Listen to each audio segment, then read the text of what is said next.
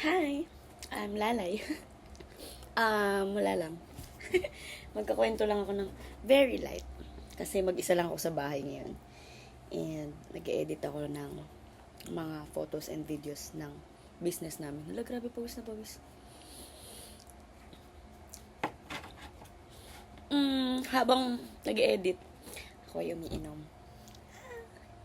And ito yung mga isa sa mga favorite part ko. Na may sarili kang space. Na may sarili kang safe place. Nagagawa mo lahat yung gusto mo.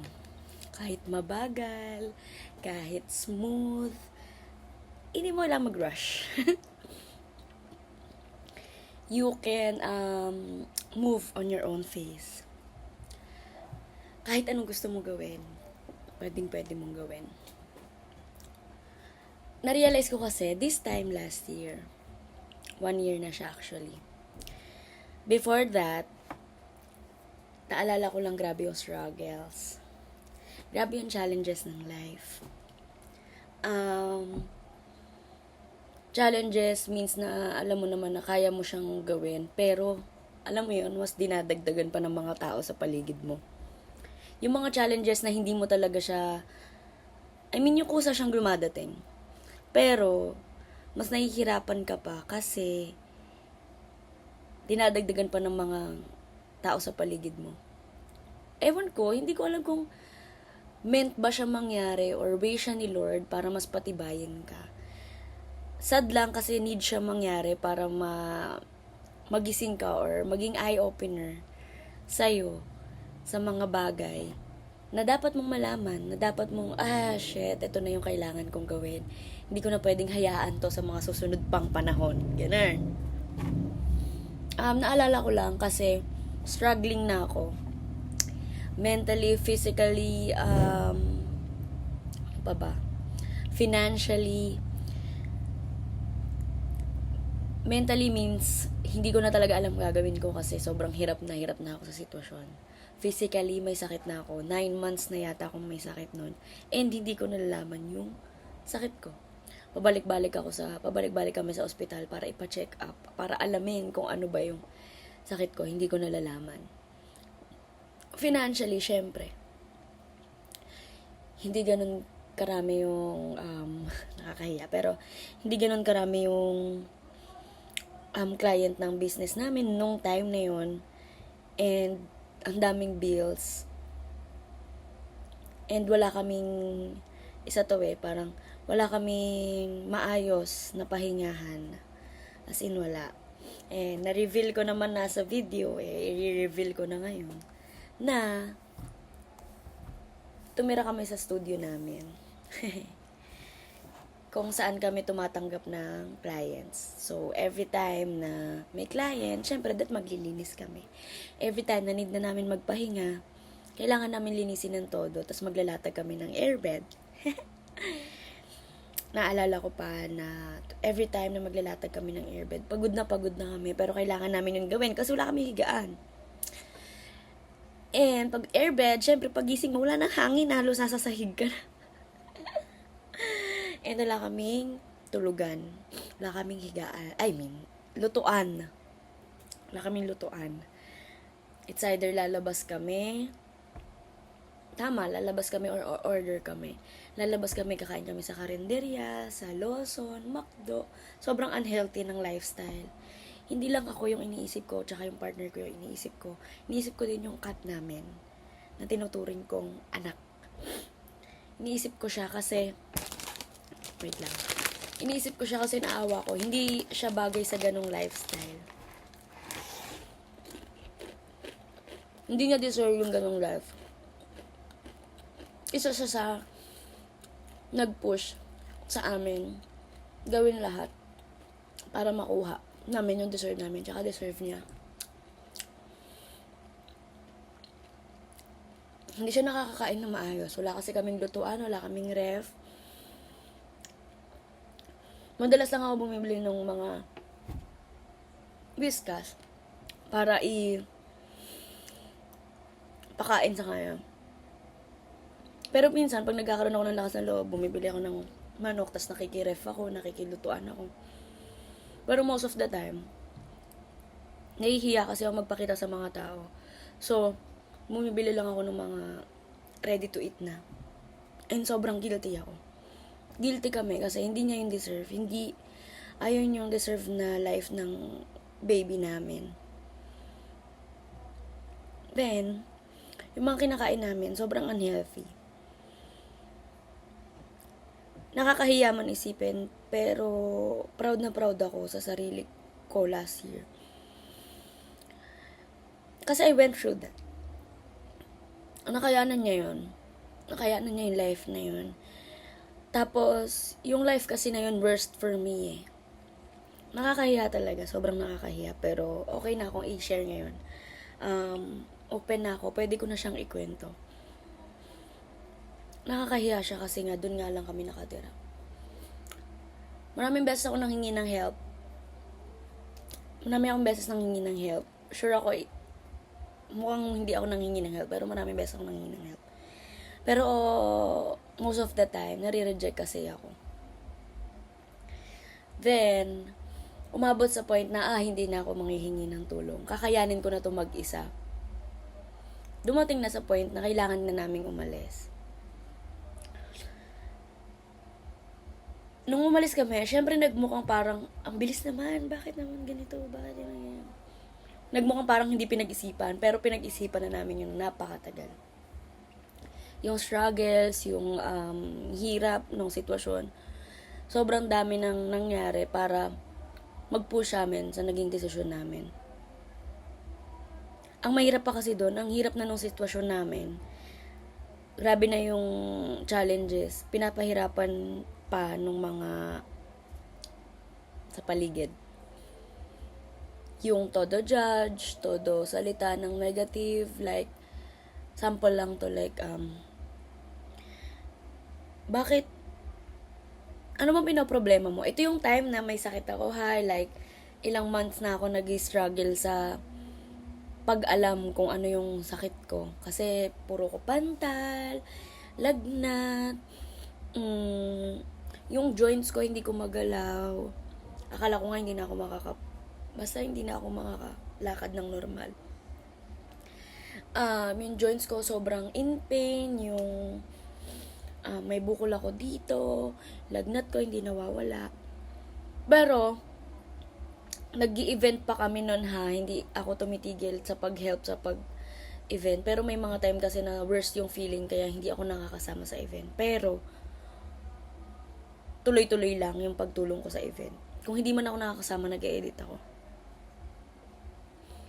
Tapos, dumating yung time na struggling na, as in down na, like rock bottom, ganon yung sitwasyon. Tapos, ang dami pang problema sa paligid. Ang dami pang kailangan i-solve na problem, hindi lang yung sa'yo. Tapos, one time, when I'm listening sa someone na nag-share ng kwento niya, I'm trying to be positive. Like, sinasabi ko na wag na natin pansinin yung ganitong problema kasi may kanya-kanya tayong iniisip, meron tayong kanya-kanyang hinaharap. Then, sinabi niya sa akin na, ito yung ano ko parang eye-opener ko talaga. Sinabi niya sa akin na, wait lang. Malamig. Ay, nawawala na yung lamig.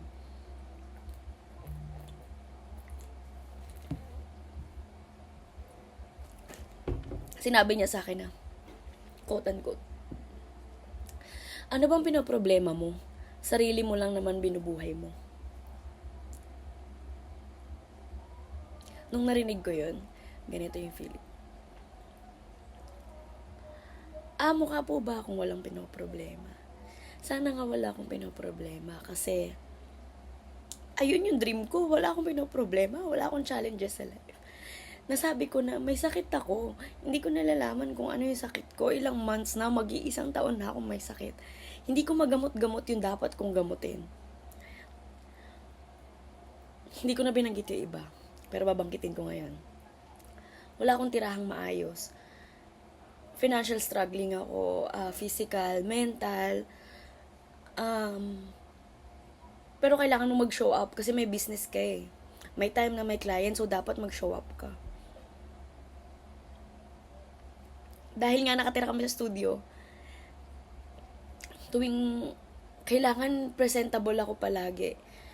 Pero nga dahil yun yung tinitreat namin na bahay, syempre may times na ganito yung itsura ko, like kung ano yung itsura ko ngayon sa bahay namin, di ba? Pero dahil nga doon ako nakatira at studio yon, kailangan presentable ako every time I go out. So, every time I go out, bago ako lumabas, pinapakinggan ko. Grabe, ganito na hours ng sitwasyon. Pinapakinggan ko yung pinto muna. Inaalam ko kung may tao o wala. Kasi kung may tao, hindi ako lalabas. Tatago lang ako sa loob. Pag wala, syempre doon ako lalabas. Kasi hindi ako masyadong maayos. Kasi pasara na, paggabi na, ganyan. Ayun yung mga part na hindi na alam ng mga tao sa paligid na parang magmumukha lang kasi siyang, biglaan, yan. Pero hindi. May mga time pa na, like doon sa studio, nga kami nakatira, yung magiinuman sa kalsada. Hindi pa kami kumakain, like may 9pm, 10pm na, hindi pa kami kumakain. Pero dahil nga may nagiinuman sa labas, nakakahiyan lumabas na hindi kami ayos. Like yung pang bahay na, pang tulog na, ganyan. Nakakahiyan lumabas kasi isipin na ng lahat ng tao na doon kami nakatira. Nakakahiya. Kasi pilit namin itinatago. Kasi hindi siya nakaka-proud.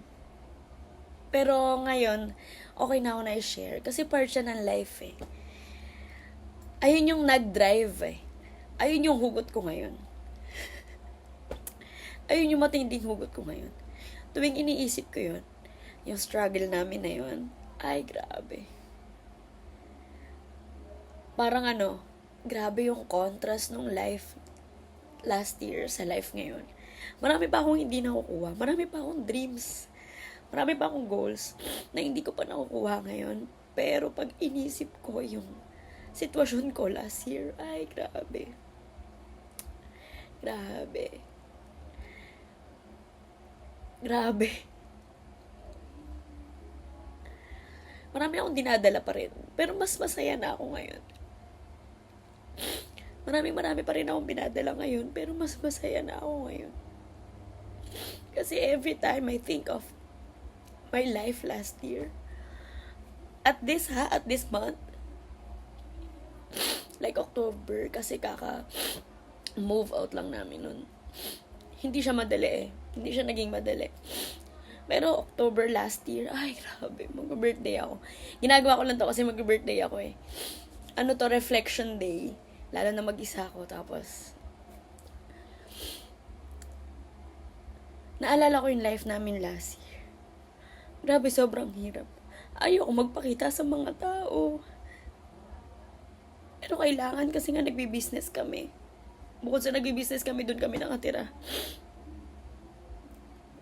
Ayoko magpakita sa mga tao kasi hindi na ako maganda, hindi ako maayos. Isa pa dyan yung dahil nga napakaliit lang ng space na meron kami. At studio pa siyang tinuturing. Pinipilit namin pauntiin yung mga gamit namin. Like yung mga damit namin. Lagi naming pinapakonti. Ganito lang, ganyan lang. Kasi nga, wala kaming maayos na space. Kailangan naming alisin, kailangan naming bawasan. Tapos, someone judged me pa. May alis kasi kami ng time na to. May alis kami nung time na to. So, parang, meron, wala nga akong magandang damit. Wala akong maayos na damit. So, parang, syempre, sinuot ko na yung best ko. May alis nito eh. May birthday or something. Hindi niya alam, 1 and a half hour akong naghahanap ng pinakamaayos kong susuotin. And you know what?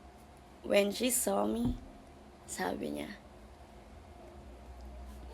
ano ba yung damit mo? Parang sako.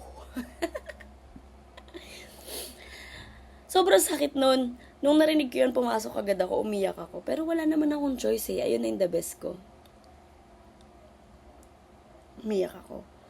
Umiyak ako ng todo-todo. In pain talaga ako ng time na yun. Pero this time, ayun na yung ginagawa kong hugot. Ayun yung ginagawa kong hugot. Bakit ako bumibili na mas magagandang damit? Dahil doon. Kasi tingin mo kung hindi yun sinabi sa akin, magpupush ako ngayon na mag-work para bumili ako ng mas magagandang damit.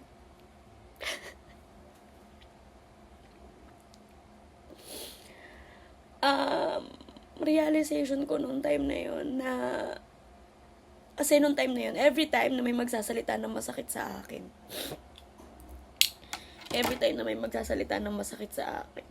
sobrang sakit eh. Dadalhin ko talaga siya. Lalo na nung time na parang struggling talaga ako. Pero ngayon, every time na may magsasalita sa akin ng masakit, ginagawa ko siyang motivation. Iba na kasi yung thinking ko ngayon. Yung thinking ko kasi last year, dinadamdam ko bawat sabihin ng mga tao sa akin. Kasi nga wala akong magawa sa sitwasyon. Kasi nung time na yun, wala akong magawa. Parang kailangan ko lang i-endure or kailangan ko lang tanggapin na wala, ito yung reality. Gusto nilang sabihin yung gusto nilang sabihin para masaktan ka, sige lang. Pero when I started to use all of that, when I started to use all of that as a motivation, ayun na yung naging hugot ko sa mga ginagawa ko sa life ngayon. Bakit ako nagpapakahirap? Bakit ko ginagawa lahat na to? Kasi gusto kong i-prove sa sarili ko, hindi sa kanila. I-prove sa sarili ko na may kaya akong gawin. Na kaya kong iangat yung sarili ko. Hindi para sa inyo, kundi para sa akin. Alam mo, dati hinihintay ko may magsalita sa akin na proud sila sa akin. Sa lahat ng ginagawa ko. Never kasi yun. Bukod sa partner ko. Sa mga closest, hinihintay ko na may magsalita sa akin na proud sila sa mga ginagawa ko. Pero ngayon, wala na akong inaasahan. Wala na akong inaasahan na kahit sino magsabi sa akin na proud sila sa akin. Kasi kaya ko na yun sabihin sa sarili ko. Kaya ko na yun sabihin sa sarili ko na proud ako sa sarili ko.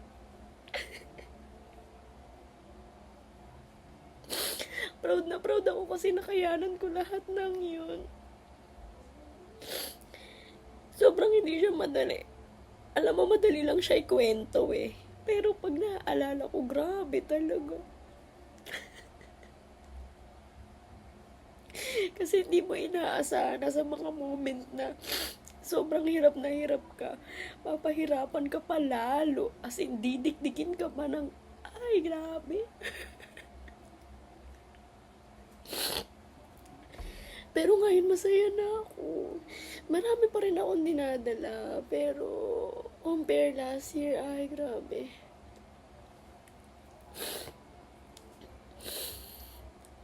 Sobrang grateful lang ako. Sobrang thankful lang ako. Kasi yung lalay last year, ay proud ako sa kanya. Proud ako kasi hindi siya sumuko. Sobrang daming beses na niyang muntik sumuko. Sobrang daming beses na niyang muntik umayaw. Pero hindi siya sumuko, hindi siya umayaw. Sobrang proud ako sa kanya.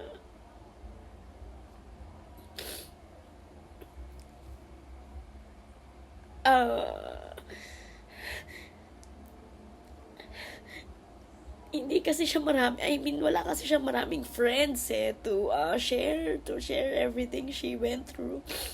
Hindi siya maraming like close, as in closest na makakaintindi sa kanya. Wala siya nun. Pero kinaya niya.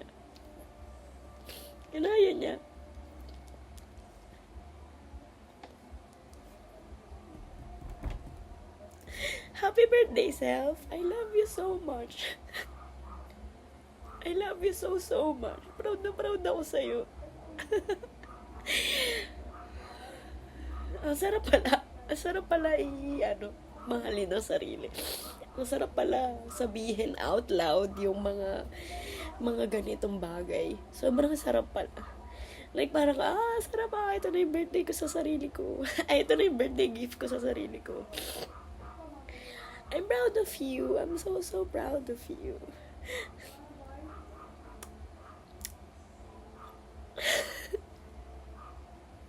Dahil dyan, shot.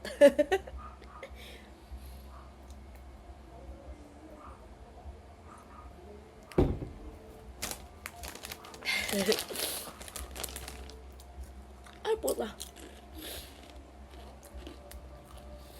Hindi ko naman alam kung may manonood nila. Pero wala akong pake. At least na-share ko.